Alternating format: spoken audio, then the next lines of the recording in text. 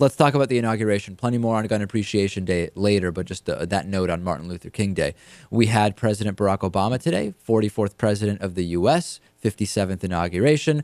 Let's take a look at him being sworn in, really for the second time. He was officially sworn in yesterday, January 20th, but it happened again today, live on television. Justice John Roberts. You really get the sense that John Roberts is not too thrilled to be doing this. I must say that a lot of times you feel like even if it's an opposing party that is there as the Chief Justice, that there is some kind of level of respect and everybody's colleagues on some level. But I really got the feeling, I don't know, that John Roberts is just not that thrilled with all this. And I must say that Justice Alito, I really find to be a despicable guy. Something about the way he walked in there and his entire body language, I don't know, it rubbed me the wrong way, Lewis, I must say. Well, I know you don't like being rubbed, David. All right, let's take a look here at President Obama being sworn in. Jr., who will administer the presidential oath of office. Everyone, please rise.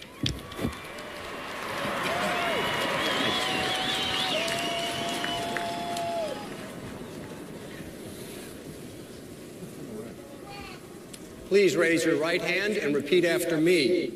I, Barack Hussein Obama, do solemnly swear. I, Barack Hussein Obama, do solemnly swear. That I will faithfully execute. That I will faithfully execute. Gets it right this time. The office of President of the United States. The office of President of the United States. And will, to the best of my ability. And will, to the best of my ability. Preserve, protect, and defend.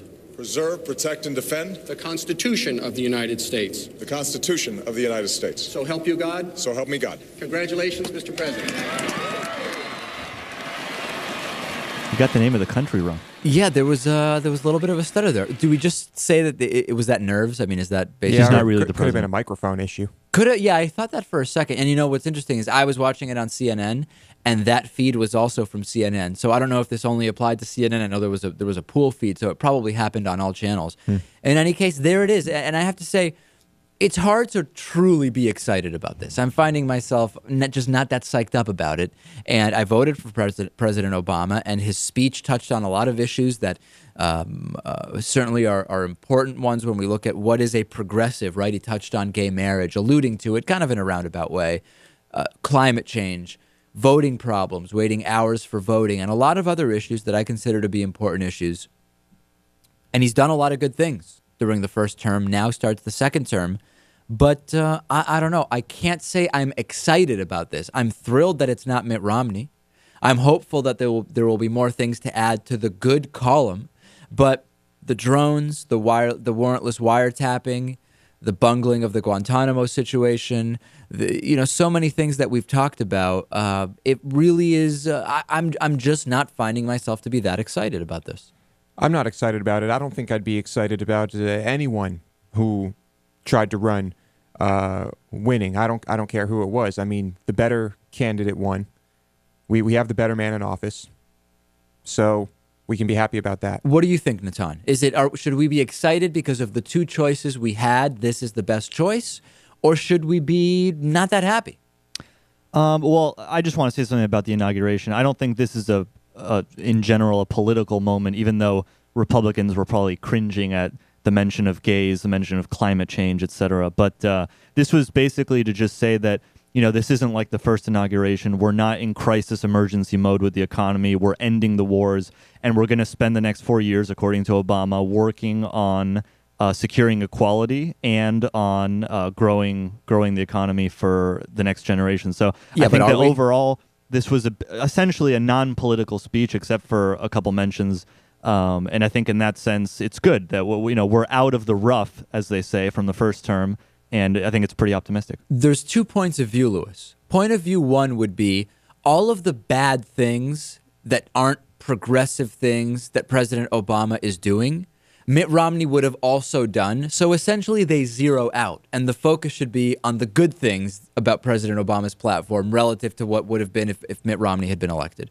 Others would say, I don't care what good is going on. There are things that are so bad that are going on, including drones, warrantless wiretapping, and all these other things, that it doesn't matter. What's your view on that?